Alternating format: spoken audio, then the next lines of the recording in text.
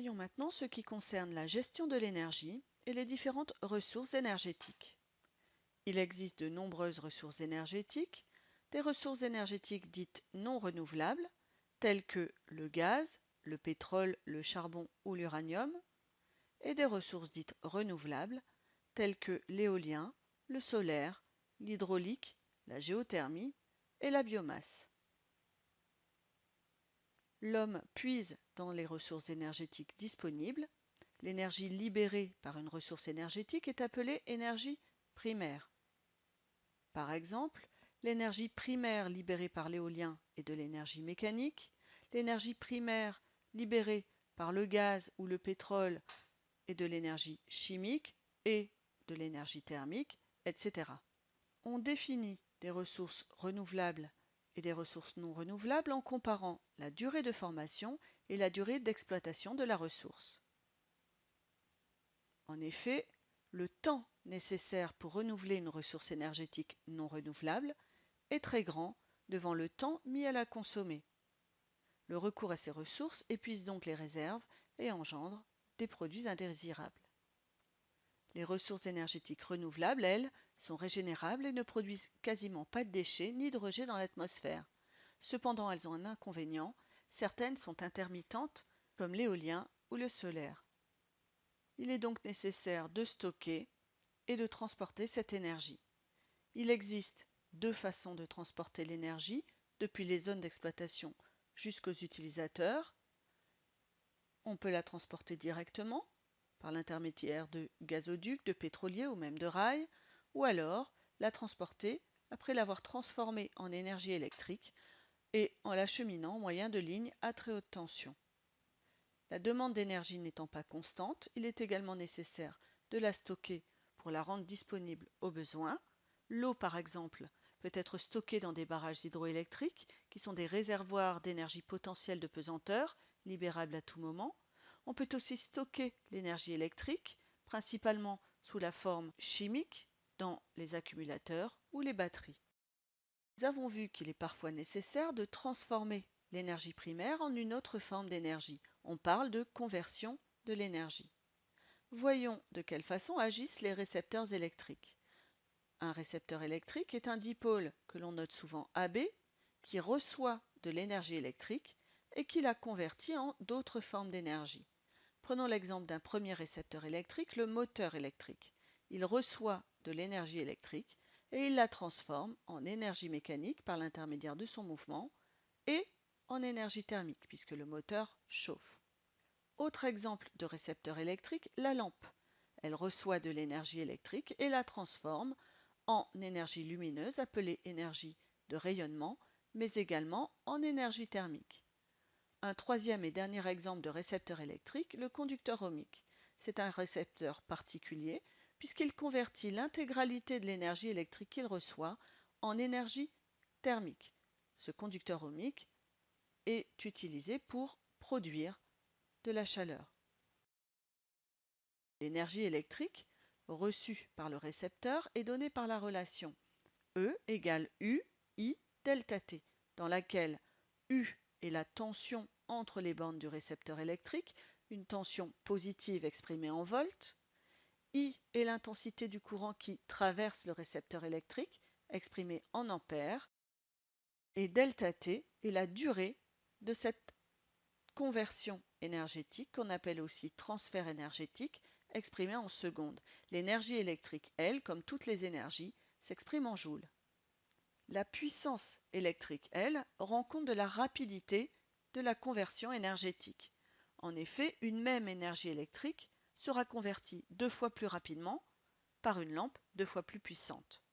La puissance électrique correspond donc à l'énergie électrique sur delta T, c'est-à-dire à U fois I, dans laquelle U est toujours exprimé en volts, I en ampères, et la puissance électrique sera exprimée en watts.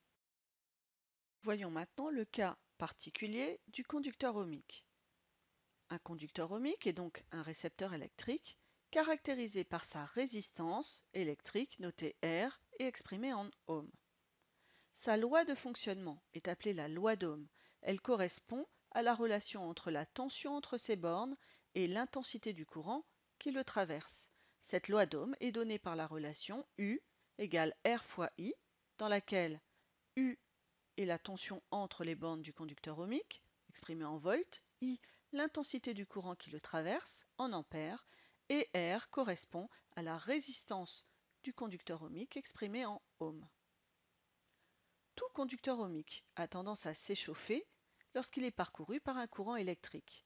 On parle de dégradation de l'énergie électrique en énergie thermique. Cette dégradation est appelée effet Joule. La puissance dissipée par effet Joule, que l'on note Pj à un instant donné, est donnée par la relation Pj égale R fois I carré. Elle dépend donc de la résistance du conducteur ohmique et de l'intensité du courant qui le traverse. R est toujours exprimé en ohms, I en ampères, et la puissance dissipée par effet Joule, Pj, sera exprimée en watts. Voyons maintenant le cas de générateur électrique. Un générateur électrique, que l'on appelle le plus souvent Pn, est un dipôle qui reçoit une forme d'énergie et qui la convertit notamment en énergie électrique mais aussi en énergie thermique. Voyons l'exemple d'un générateur, la pile électrochimique.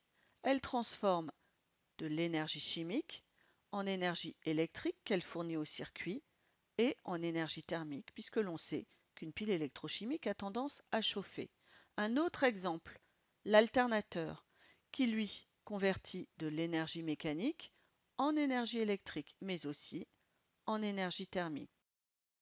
Sa loi de fonctionnement, c'est-à-dire la relation entre la tension entre ces bornes et l'intensité du courant qui le traverse, est donnée par la relation UPN égale E moins R fois I. On parle aussi de loi d'Ohm appliquée au générateur. Dans cette relation, UPN est la tension entre les bornes du générateur exprimée en volts, E est sa force électromotrice, également exprimée en volts, petit r sa résistance interne en ohms, et I l'intensité du courant qui le traverse. De cette relation, on peut déduire l'égalité suivante. E est égal à UPN plus R fois I. Si l'on multiplie les deux membres de cette égalité par I fois delta T, on obtient l'égalité EI fois delta T égale UPN fois I delta T plus RI fois I delta T, ce qui nous donne R fois I carré fois delta T. Si nous effectuons le diagramme de conversion énergétique d'un générateur, ce générateur va recevoir une forme d'énergie autre, que ce soit de l'énergie chimique pour une pile électrochimique ou de l'énergie mécanique pour un alternateur. Ce générateur va transformer cette autre forme d'énergie en énergie électrique, dont l'expression est donc UPN fois I fois delta T, et en énergie thermique, dissipée par effet Joule, qui est donc le produit de Pj par delta T, c'est-à-dire RI carré fois delta T. En comparant ce diagramme énergétique avec l'expression vue précédemment, on identifie bien dans le deuxième terme de l'égalité UPN fois I fois delta T, c'est-à-dire l'énergie électrique, et RI carré fois delta T, c'est-à-dire l'énergie dissipée par effet Joule. On en déduit donc que le premier membre de l'égalité, EI fois delta T, doit correspondre à l'autre forme d'énergie, l'énergie chimique ou l'énergie mécanique suivant le type de générateur électrique aura donc pour expression E fois I fois delta T. Le principe de conservation de l'énergie s'écrit de la façon suivante. L'énergie reçue est égale donc à la somme de l'énergie électrique et de l'énergie thermique produite par le générateur. Cette énergie électrique est l'énergie dite utile, c'est celle pour laquelle on utilise le générateur. L'énergie thermique, quant à elle, est considérée comme de l'énergie perdue. On pourra donc noter que l'énergie reçue est égale à la somme de l'énergie utile et de l'énergie perdue par effet Joule. On peut résumer sur une chaîne énergétique les différentes formes d'énergie mises en jeu lors de conversions réalisées par un dispositif. Prenons l'exemple d'un dispositif particulier, la centrale hydroélectrique. Dans une centrale hydroélectrique, l'eau du barrage constitue la réserve d'énergie. Cette énergie sera fournie à l'alternateur sous forme d'énergie mécanique. L'alternateur qui est un générateur, va donc transformer cette énergie mécanique en énergie électrique fournie au réseau et en énergie thermique transférée vers l'environnement. D'après le principe de conservation de l'énergie, on peut donc écrire que l'énergie reçue par l'alternateur, c'est-à-dire l'énergie mécanique, est égale à la somme de l'énergie fournie au réseau électrique, l'énergie électrique donc, qui est considérée comme l'énergie utile, plus l'énergie dégradée par effet Joule, c'est-à-dire cette énergie qualifiée de perdue.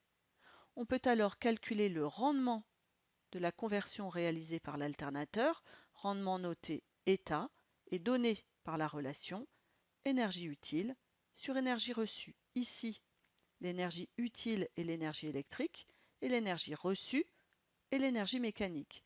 L'énergie électrique est toujours plus petite que l'énergie mécanique. Le rendement sera donc toujours compris entre 0 et 1 et sera une grandeur sans unité.